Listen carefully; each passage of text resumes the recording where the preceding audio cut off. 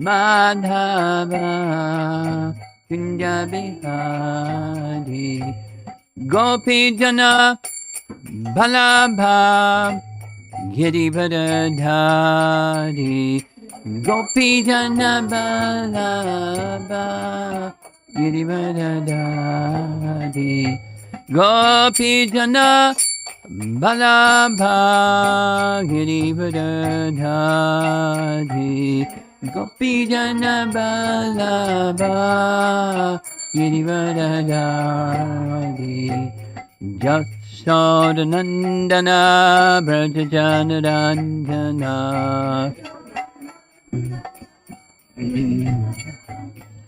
Jasodanandana Brajajanarandana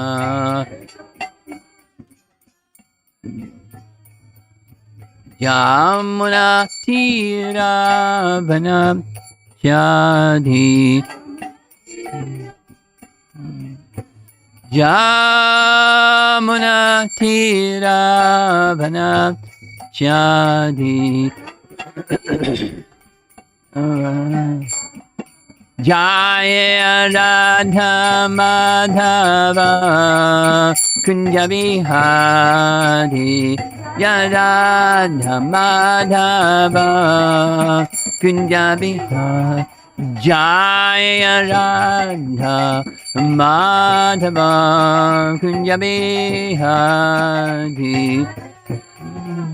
Madhava Kunja Bihari Gopi Jana Vallabha Girivardhari Gopi Jana Vallabha Girivardhari Gopi Jana Vallabha Girivardhari Vallabha Girivardhari Jasodanandana Brajajanarandana Jasodanandana Brajajanarandana Yamanatira Vanachadi Yamanatira Vanachadi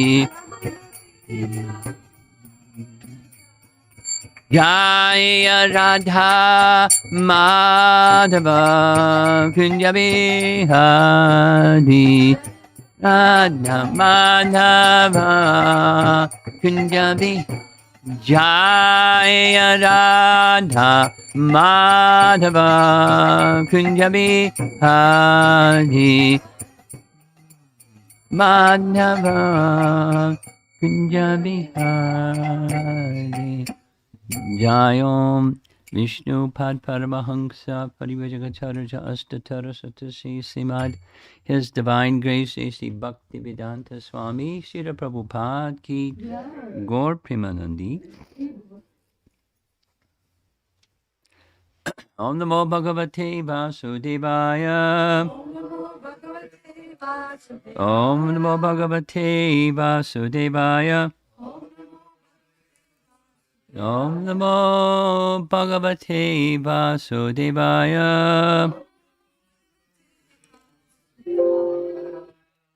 Canto 3, Chapter 2, Text 23, 3-23. Some of you may know the verse already. It's a celebrated verse. Aho Bhakiyam Stana Kalakutam Jigham Sayapadya Apyasadvi Lebhe Gatim Dhatri Uchitam Tatonyam Kamba Dayalum Sharanam Vrajema Aho bakiyam stanakalakutam. Jighamsaya payayad apyasadvi. Lebhegatim datri uchitam tatonyam.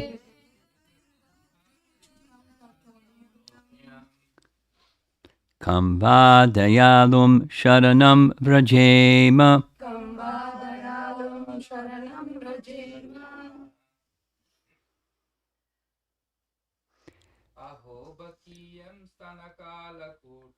Aho bakiyam stanakalakutam. Jighamsaya yasadvi. Lebhegatim datri uchitam tatonyam. Kambadayalum sharanam rajema. Ladies. Aho bakiyam stanakalakutam. Aho bakiyam stanakalakutam. Jigham shayapaya yadapyasadvi. Lebhegatim datri muchtam tatonyam. Lebhegatim datri. Kambadayalum sharanam vrajema. Kambadayalum sharanam vrajema. Aho bakiyam stanakalakutam. Aho bakiyam stanakalakutam. Sayapaya yatapi asadvi. Jighasamya yasadvi. Lebhegatim datri uchitam tatonyam. Lebhegatim datri uchitam tatonyam. Kambadayalum sharanam vrajame. Kambadayalum sharanam Jema. Alas, how shall I take shelter of one more merciful than he, who granted the position of mother to a she-demon, Putana, although she was unfaithful, and she prepared deadly poison to be sucked from her breast. Purport. Here is an example of the extreme mercy of the Lord, even to his enemy. It is said that a noble man accepts the good qualities of a person of doubtful character, just as one accepts nectar from a stock of poison. In his babyhood, he was administered deadly poison by Putana, a she-demon who tried to kill the wonderful baby, and because she was a demon, it was impossible for her to know that the Supreme Lord, even though playing the part of a baby, was no one less than the same Supreme Personality of Godhead. His value as the Supreme Lord did not diminish upon his becoming a baby to please his devotee Yashoda. The Lord may assume the form of a baby or a shape other than that of a human being, but it doesn't make the slightest difference. He is always the same Supreme. A living creature, however powerful he may become by dint of severe penance, can never become equal to the Supreme Lord. Paragraph. Lord Krishna accepted the motherhood of Putana because she pretended to be an affectionate mother, allowing Krishna to suck her breast. The Lord accepts the least qualification of the living entity and awards him the highest reward. That is the standard of his character. Therefore, who but the Lord can be the ultimate shelter?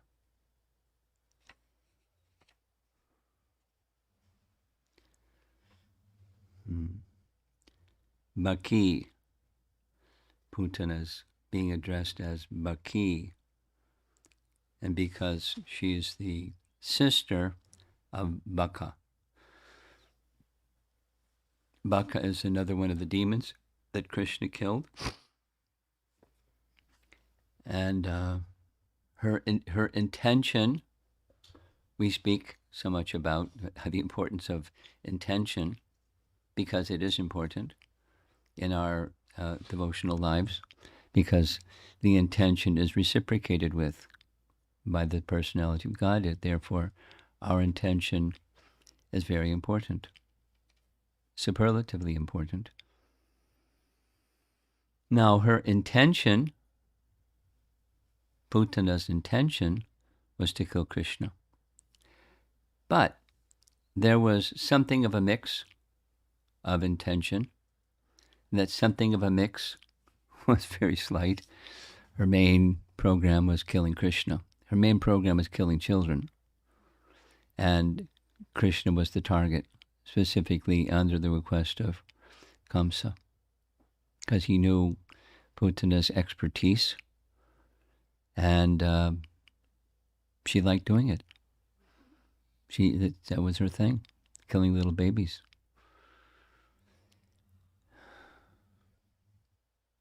Bad person, really bad person. And, or you can say, but, she had another intention, and that other intention, upon seeing the beautiful feature of this little child, of course, many people see little babies as beautiful anyways, but Krishna is the supremely beautiful child, and she became attracted, like a mother towards a small child, or even non-mothers towards a small child, some affection. Oh, he's so wonderful. It's also said, later in the 10th canto of the Bhagavatam, that she saw that he was like a sword within a sheath, meant for death. He's meant for death of many, many, many persons. She saw that. Now, she had some powers, shape-changing powers at least, so she had some kind of mystic powers. And one of those was just seeing the child that struck her. He is meant for the death of many, and she was one. But she had some affection, a motherly type of affection, and the gesture itself, although it was with malice, the gesture itself was a gesture of a mother or a nurse. Here that's the word, datri uchitam, just suitable for a nurse. Datri uchitam. She achieved lebhe gatim. She achieved a destination just suitable for a nurse. So Krishna accepted the activity, the nurse activity, and overlooked the rest. I mean, it's not that he didn't know, but he overlooked the rest. And at seeing the like a nurse activity, he accepted her as a nurse in the spiritual realm. Unbelievable. So the person speaking is Uddhava. The person who Uddhava is speaking to is Vidura. And just previously, Vidura has found, in the course of his travels to holy places, he found Uddhava. And, oh, Uddhava, how wonderful to see you. And immediately seeing Uddhava, what do you think of? If you're Vidura, you think of Krishna. Because he's so intimately in association with Krishna, everyone knew. And there's Uddhava, so you think of Krishna. And he started asking about Krishna and Balaram and everybody related to Krishna. How's this one? How's that one? How's the other one? Interesting. Even though he knew they had already departed.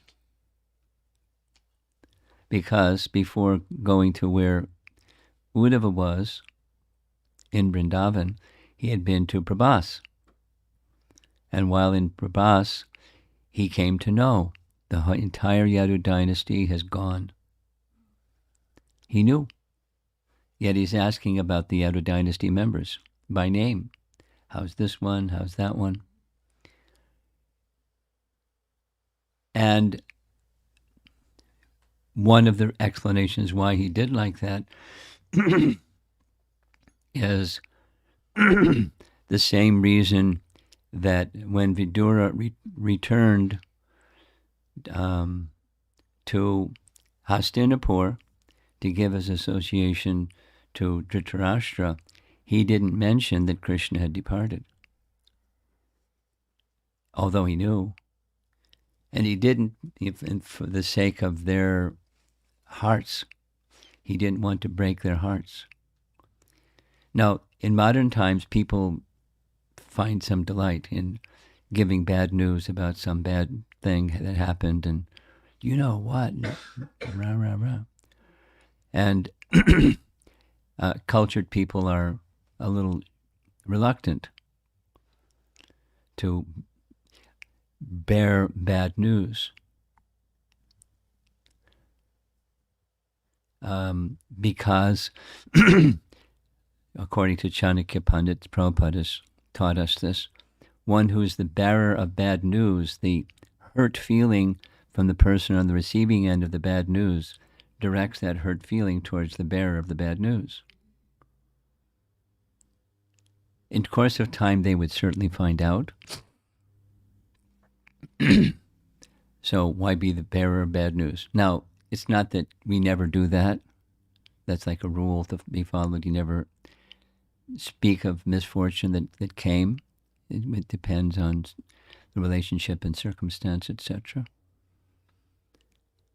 But he asked about Krishna, Balaram, and Ugrasena, and everybody. And Vidura just wanted to hear Krishna Katha. And he got a whole earful of Krishna Katha.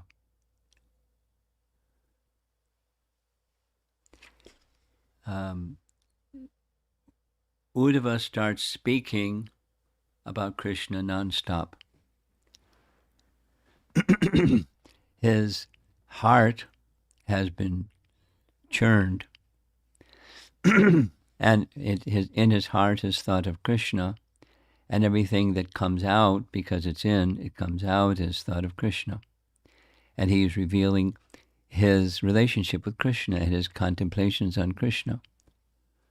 So it's educational, it's edifying for us to see how such an exalted person, so dear to Krishna, what's in his heart. It's very confidential. Not only what he said is confidential, but the contemplations of a perfected soul is who wouldn't want to have an understanding of their contemplations of an elevated soul, and he's giving it, and Vyasadeva knows it, and Vyasadeva is sharing with us. So it's he describes his pain, not only his pain in separation from Krishna, but he also describes in a very dramatic way his pain that ordinary people don't understand him, or they misunderstand him. They ordinary people, think of Krishna as an ordinary person, and that brings him great pain, because to have people think of Krishna as an ordinary person is very painful for him, because he doesn't see him that way. And various examples of an outstanding example is when Krishna was again with Vasudeva and Devaki, having killed Kamsa. The indomitable Kamsa was with one punch, he was finished, not just knocked, but dead. And he dragged him around the wrestling arena. We heard when visiting virtual Vrindavan Yatri, dragged him all the way to the shore of the river Jamuna in Mathura. So everybody would know he's dead. He's not just, unconscious, knocked out, he's dead. So when he then, after killing Kamsa, liberated Vasudeva and Devaki from prison, he apologized. He apologized for being afraid of Kamsa. I was afraid of Kamsa, he stayed away. It brings me great pain. No, it's an ecstasy, but part of his ecstasy is that one. It's the pain that ordinary people think of him as ordinary because he says seemingly and does seemingly ordinary things. But, he does many things that are not ordinary. And then ordinary people don't see those things as extraordinary. So this brings him great pain. So he's aligned his heart and his contemplation and his relationship with Krishna are aligned to his supremacy. And when it comes to this verse, it's one of the features of his supremacy. It's one of the features of a great soul, as described in the purport. A great soul, let's read what Prabhupada writes.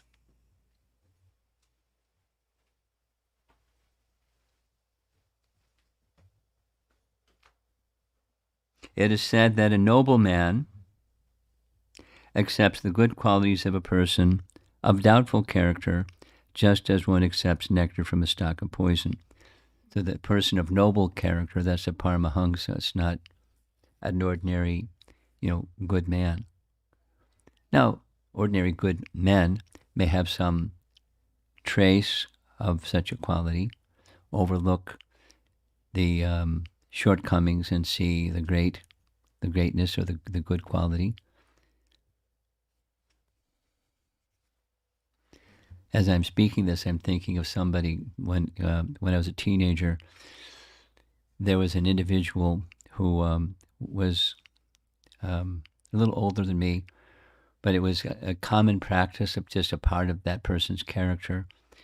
Whenever someone was with a group of people and they would depart that group of people, that one person would always say some of the great things about this person. I mean, invariably, you could count on it. It was just part of their character. They didn't highlight on their shortcomings, although everyone has shortcomings. Who doesn't? Everyone has shortcomings. But they would appreciate their good qualities, this and that and the other. And it tells something about the individual that's speaking that way and how they view others. And by speaking that way, it helps the listener to see the good qualities, or similarly become affected by that tendency to see the good qualities.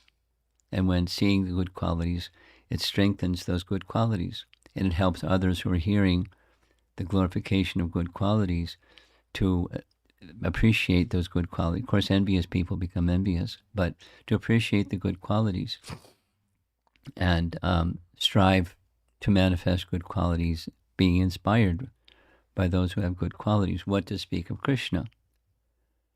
So in speaking about this quality in Krishna, it's meant, for at least for Uddhava, it inspires his devotion. And this verse is commented upon in hundreds of places in our commentaries of the Acharyas, in giving us an indication of the qualities of Krishna, because we know the qualities of Krishna aren't at all different from Krishna. The qualities, the form, the pastimes, the name, etc., that in relation to Krishna, it's all Krishna. It's of the same absolute nature. So to appreciate this person who we're attracted to and trying to give our full shelter and service unto, it adds another inspiration to us to become such a servant. Not simply because we may get some good stuff because he's a giver of good stuff. So he's a good person to serve because he gives good stuff. I mean, one may think like that, and that's fine. But better than fine is he's such a person. Who can there be as a worshipable person better than Krishna? There is no one. So tendency, we know this from Bhagavad Gita, the tendency for worship is there. According to the modes of nature, if one isn't directing that tendency toward Krishna, and otherwise the tendency goes according to the modes of nature. But beyond the modes of nature is the tendency behind the modes of nature, the tendency toward worshipping Krishna. And worship of Krishna means to serve Krishna. Worship isn't just a gesture, and then you move on to other things in your life. Worship is service. And I selected this verse for a variety of reasons, but it's on the theme of what I said we would be speaking about, the sense of gratitude. And gratitude goes to one who will be hearing this as we go forward with these winter retreat and Vyasa Puja topics. Krita is a Sanskrit word that means a kindness or a favor or something that causelessly is just bestowed on someone or you. And then krita gya is gratitude. Knowing, acknowledging that kindness that's been given. And it's a processing, a conscious processing of a favor that has been given. So though the favor has been given to Putana, then what to speak of everybody else? That's the implication. The everybody else doesn't come to Krishna with the idea to kill him and so forth and so on. That was her, bad, just bad character, demoniac character. Her thing was killing babies. Gosh. And a lady, that was her thing, finding babies and killing them. She was she savored it. She was good at it. So how bad is such a person? Not just a criminal, but, wicked. And look what Krishna did. So what to speak of those that have any other, intention, favorable, positive intention. And so strengthening that favorable, positive intention has everything to do with the gratitude towards the nature of the person who one is wishing to express gratitude to or to be in service to, someone who is like that. And you can't find someone better than Krishna. Now, there are certainly personalities in scripture or in Vaishnava culture that are partake of that same quality, because Krishna is the source of that quality. Living entities are part and parcel of the source. So some degree, especially in pure consciousness or beyond the covering stage of consciousness, where seeing beyond the shortcomings and seeing the positive service and encouraging the positive service, recognizing it, appreciating it, glorifying it, reciprocating with it in whatever way one can, whatever is appropriate, That's a Vaishnava quality. Those who are worshippers of Krishna recognize that quality in Krishna and try to emulate to our own capacity that quality of Krishna, and it's found naturally. It's one of the teachings of Chaitanya Charitamrita, or teachings of Lord Chaitanya, and the Bhagavatam, because the teachings of Lord Chaitanya and the teachings of the Bhagavatam are the same. But such a quality comes naturally from one root quality, one essential quality, and that's taking full shelter of Krishna, Krishna Ekashanana. So whatever it is, this surrender or submission or being in the care and protection and service of Krishna, these qualities will awaken. One may certainly cultivate them, and should, but they also naturally awaken, just of the very nature of bhakti itself. And so it's kind of like a circle. One feeds the other, Recognizing this quality of Krishna inspires one to take shelter of him with a mood of gratitude towards, although the mercy went to Putana, we can appreciate the merciful and be inspired by the merciful. Not just, it can make one greedy to get that mercy, which is, one thing, but, aspire to take shelter and be in the service of one who has this wonderful quality. There's a nice phrase where one who has a simple and grateful heart, one can easily progress in spiritual life. Very, very nice saying. One who has a very simple and grateful heart can easily progress nicely in spiritual path, spiritual progress. So that's a nice thing to aspire for. And what does it look like? It looks like this.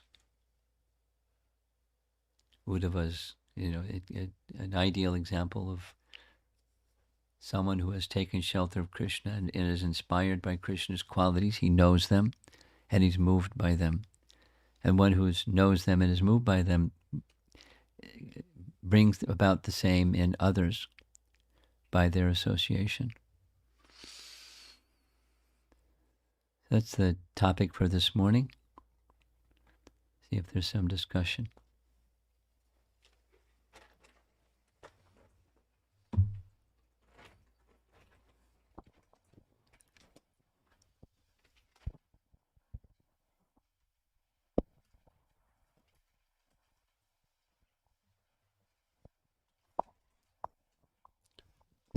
Hare Krishna Guru Maharaj. We know that bhakti helps us to dissolve the karma. So still we have the tendency. So the devotional service, along with the real knowledge, helps us to remove the tendency. That's my understanding. Is it correct, Maharaj? You spoke really fast at the very end, and I missed it. Okay. So the devotional service, along with real knowledge, will help us to remove the tendency. Sure. That's my understanding. Is it correct? Sure. So that's the only way available to remove the tendency. Yes. The knowledge is secondary. The knowledge is helpful in a secondary role. And the primary is the desire to be in service. So knowledge can guide that service. And knowledge is given to one who has bhakti. But knowledge is secondary. Okay. So without knowledge, just the devotional service. Without knowledge, Krishna will give it. Okay. We cultivate, but the distinction I'm making is Gyan is not the means to reach Krishna. Mm. Reaching Krishna Gyan doesn't become a zero, but it's not the means to reach Krishna.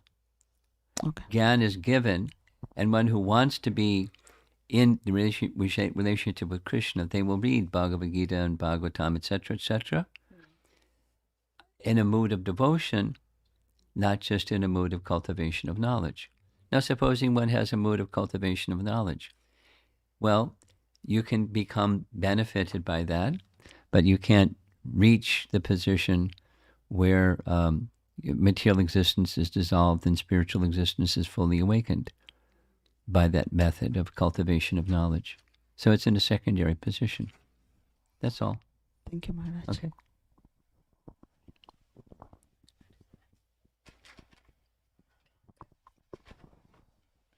Hare Krishna Maharaj. Maharaj, could you give some suggestions or practical examples on appreciating devotees' qualities? Sometimes we may not be like eloquent with words, or sometimes it may come off as like flattery. So could you give some examples of how we can properly express gratitude or glorify devotees' qualities? Even if it's clumsy, what's important is from the heart. And, if clumsy is okay. And inadequately, it's the important, supposing somebody is good with words, but the heart orientation is not there.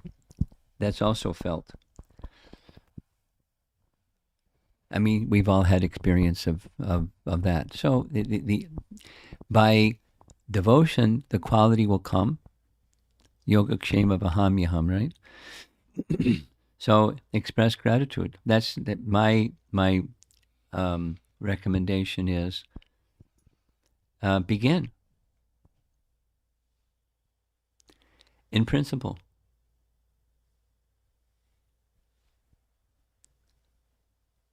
Does that help? It's something like any other quality. Here, a really easy one to make a comparison with is the quality of charity. A or B. Become charitable when you have lots of money and you have discretionary funds in your hand and you're thinking about how to use these discretionary funds. Or B. In principle, be charitable. Whatever it is that you have, you share what you have because it's a good principle to live by. Even if it's small, you be charitable.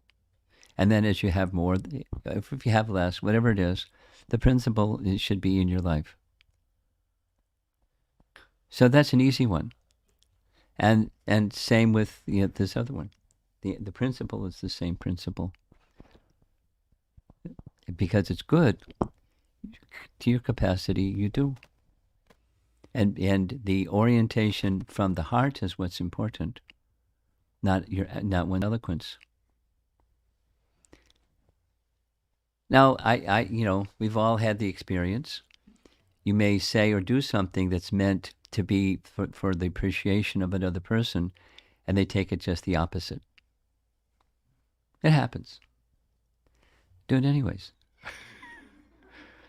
Because Krishna knows, and in course of time, the truth will prevail. So this, your heart's orientation is the important element, and then you connect that heart's orientation with something that you know is going to please Krishna and help you, go further towards Krishna.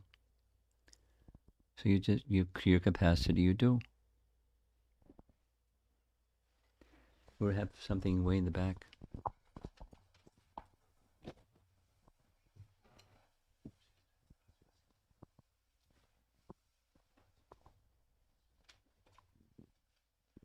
Hare Krishna Guru Maharaj. So Putana's intention was to kill Krishna, but when she saw him, she developed an affection for him. Is this why she got the highest position in the spiritual world because of that affection, or Krishna? I mean, I understand the question. Yeah. It's two things. Mm-hmm. It's two things. One, the affection. Mm-hmm. Two, the behavior. The behavior was she acted as mother. Mm-hmm. And Krishna accepted her as mother. And having accepted her as mother, he gave her that position. Mm. So even though she was just acting like a mother, that's still good enough for him, in one sense. That you got it. Yeah. She gave her breast to feed Krishna, and he accepted her breast. And that's the position of a child in relation to a mother. Mm. And so he gave her that position. That's how our acharyas describe it consistently. Krishna was thinking, I've accepted. Mm. She should receive. It was a service, the service of a mother to a child. Mm. Krishna accepted. The intention was all over the place, but he accepted the service. So then how important is it for us to align our intentions properly? You follow? Mm-hmm. Although her service was not necessarily pure devotional service. Of course not. Wasn't pure Yeah. devotional service. Of course not. Yeah. So Krishna can establish rules, and Krishna can, break the rules. Mm. And this is one of those cases. Thank you so much, Guru Maharaj. Okay. Thank you.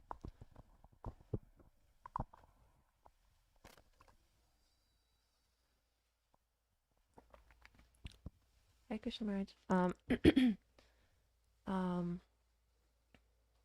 When we try to see the good qualities in devotees and focus on that, is there also a risk of taking up their shortcomings by associating with them, and how to be cautious of that?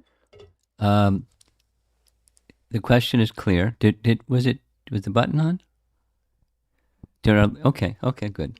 So I'm for remote people. Okay.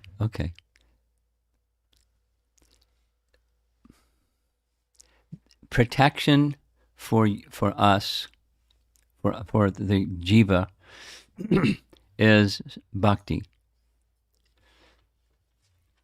Without bhakti, the risk is there. With bhakti, you're protected. That is to say, you're giving service.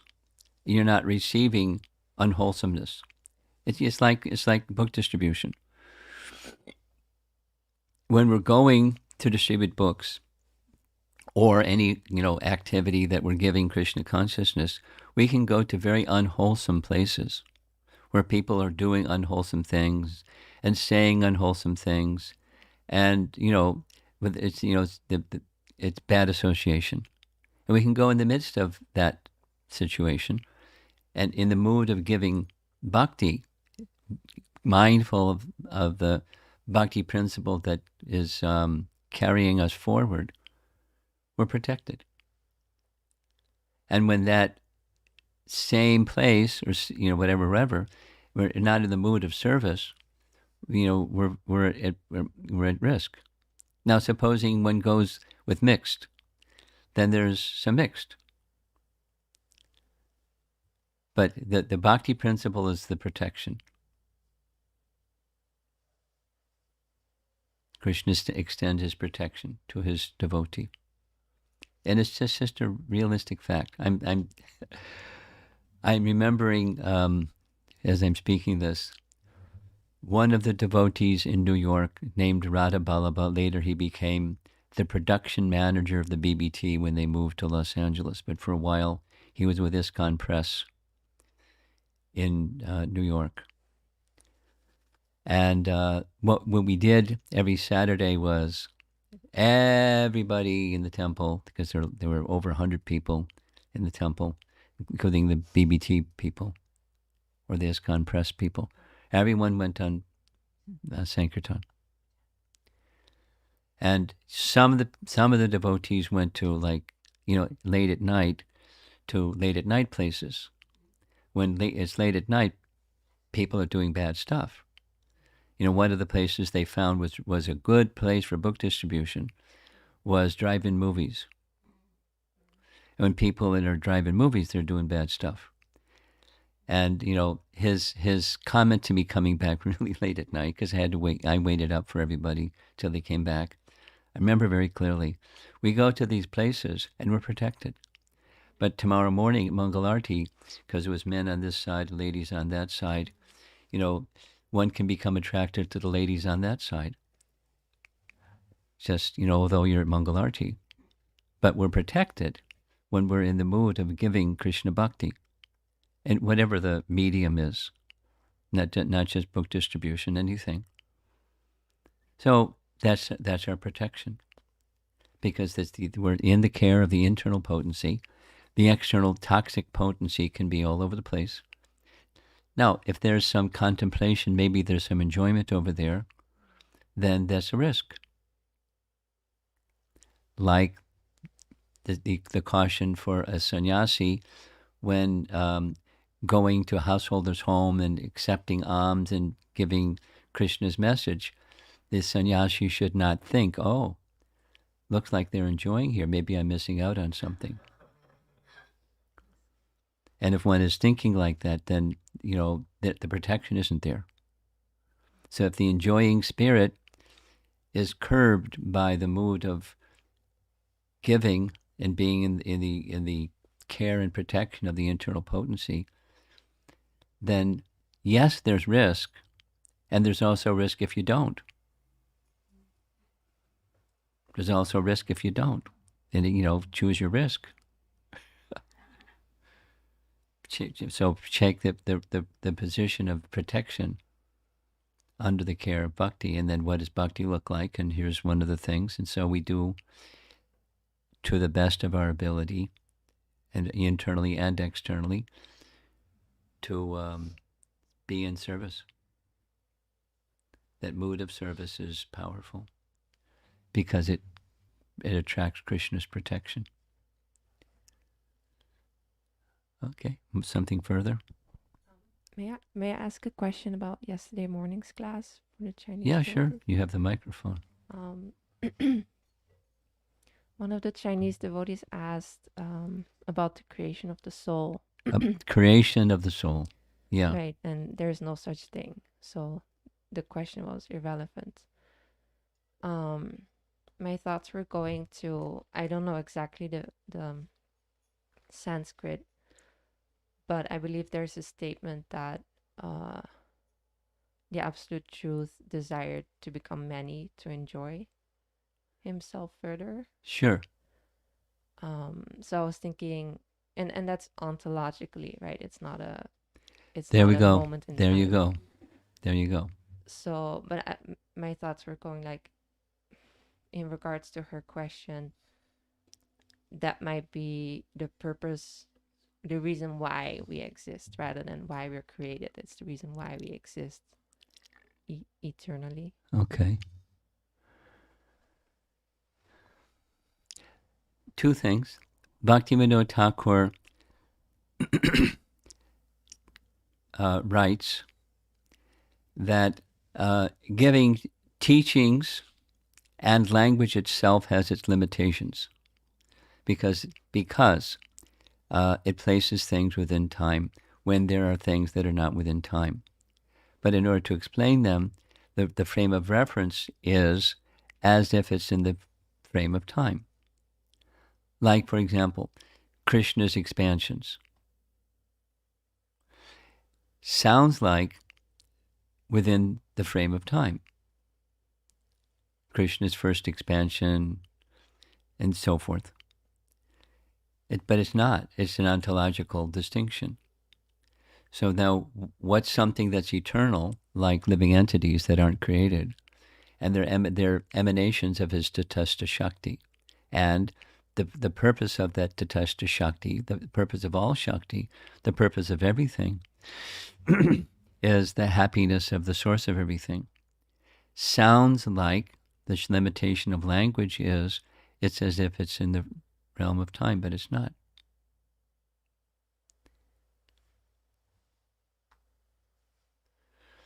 So the purpose of the living entity, the answer, part of the answer which you're repeating in your question is, for the pleasure of Krishna. But it's not that once upon a time there was no living entities and Krishna looked at his watch and said, you know what, I'd like some pleasure. And poof, there's living entities, as if it's an event in time. But it's the purpose of the living entity, it's the purpose of everything, is the pleasure of Krishna. And misuse of that is another thing. The purpose can be missed. And then there's consequences.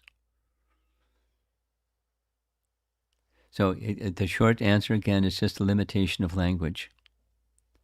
And to get beyond the limitation of language, recognize there's limits to the language that we use.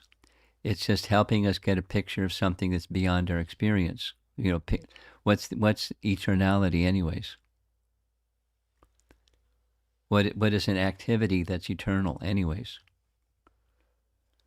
It's like your head bounces against the wall because activity is past, present, future. It's as if it's in time, but there's eternal activity. And this is it's an eternal event. It's an ontological event. Okay. You have something? Can we take the microphone?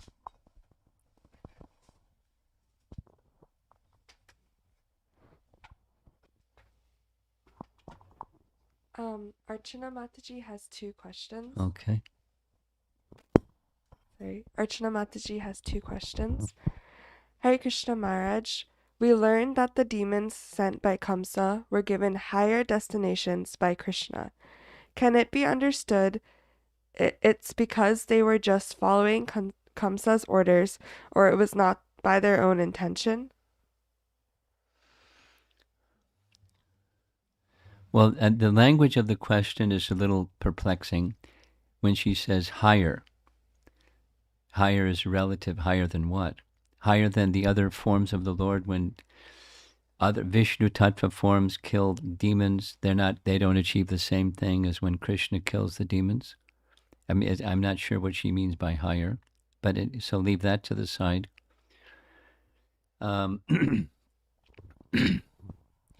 It's not because Kamsa sent them.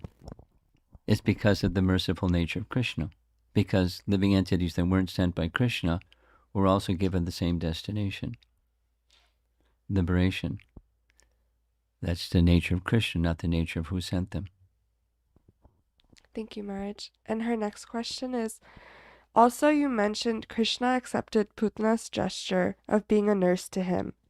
Does this mean that he can accept externals if he desires so, or because it was not her intention, but she was just following Kamsa's orders? It's subtle. What our acharyas say consistently has nothing to do with following Kamsa's orders. What our acharyas say consistently is he accepted her gesture of mother, and he reciprocated, acknowledging this was her gesture. She offered her breast milk. That's a gesture of a mother. Having accepted that gesture of hers, he gave her that position. So I hope that answers. Thank you, Maharaj. It's not an either or. It's just the gesture. There's nothing. It's Kamsa unrelated. Go ahead. That's it. Yeah. Okay, something over here. Come. Hare Krishna Maharaj. In one of the senior devotee lectures, I heard, she walked through a list of, qualities. Do you have the button on? Okay, Yeah. fine. Can you hear me? Better. Better, yeah. So in one of the senior devotee lectures, she was walking through the list of qualities that, Krishna appreciated, just like having eyes in the living entities, and the topmost was, doing your duties without any attachment,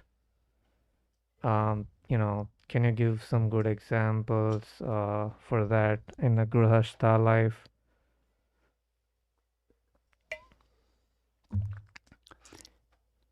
You're asking me to give some examples of how a Grihastha can satisfy Krishna by offering the results to Krishna? Yes. That's your question? Yeah.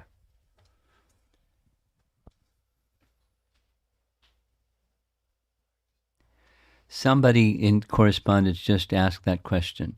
Somebody from Australia just asked that question. No, they're from Singapore. So,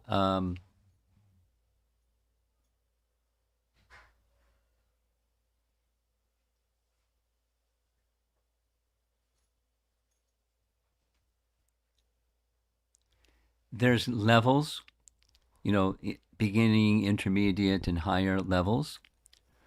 But let's just assume we're just speaking, beginning level of offering the fruits of your work to Krishna.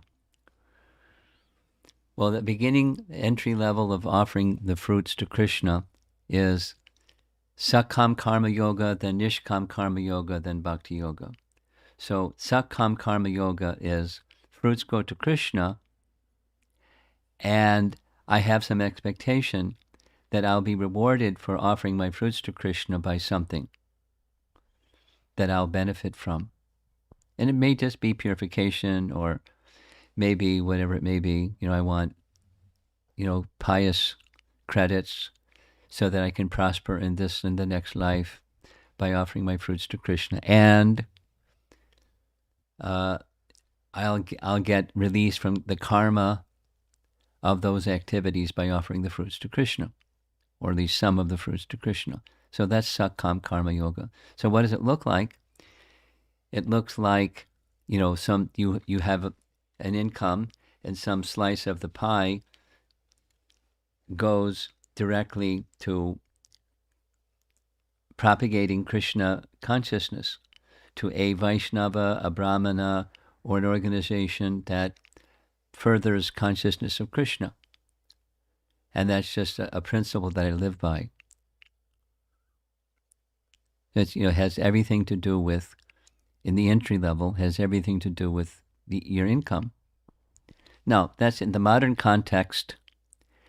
The broader context is the agrarian culture, but let's just deal with modern context. People have some income per month or per year or whatever it is, and they make a budget, and some portion of their income goes to Brahmins, Vaishnavas, and the organizations that further Krishna consciousness. Now, in Bhagavad Gita, we find that there's even below that, and that's, some good cause. Right? Mm-hmm. That's described in Bhagavad Gita, and Prabhupada explains. So let's just go to the, furthering of Krishna consciousness idea.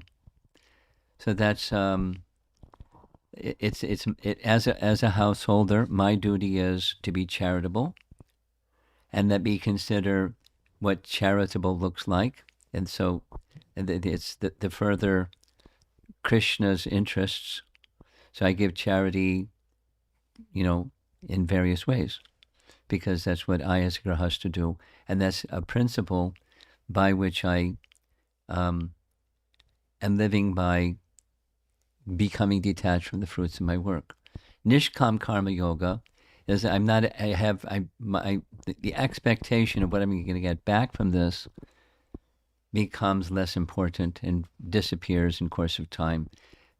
Rather, it becomes a mode of goodness principle.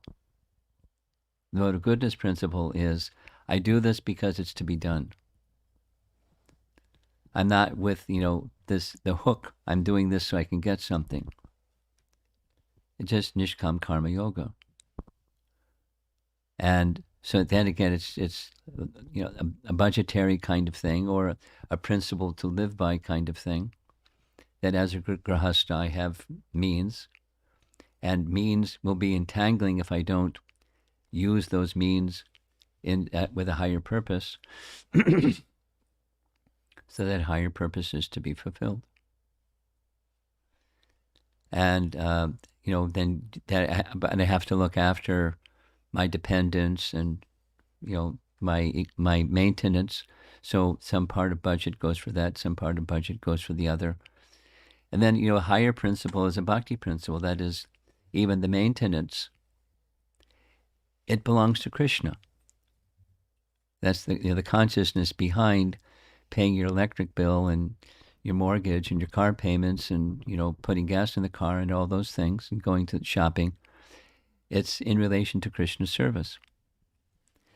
So it's not just a portion, but my life is in service to Krishna. And that consciousness behind the activity doesn't need to change.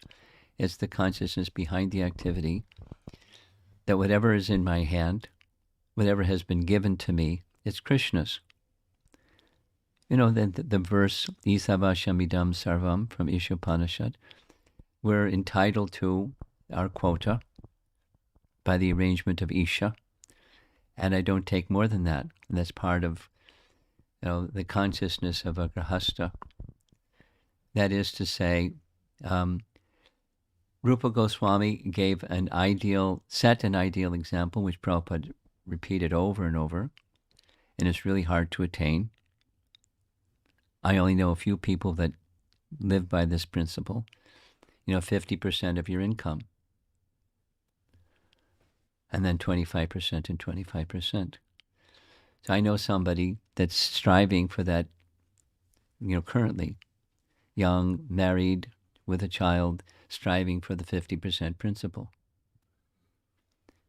And, anyway, so there's gradations. Thank you, Maharaj. Okay. We have something over here.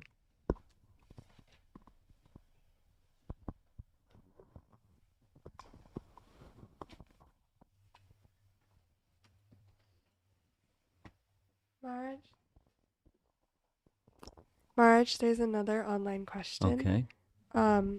This is from Akshay Hudlikar. Hare Krishna Guru Maharaj, what is the motivation for doing Nishkama Karma Yoga? If one is working in a detached way, doesn't know who Krishna is, what drives one to work in that way? Well, it can be the mode of goodness can drive one to work in that way.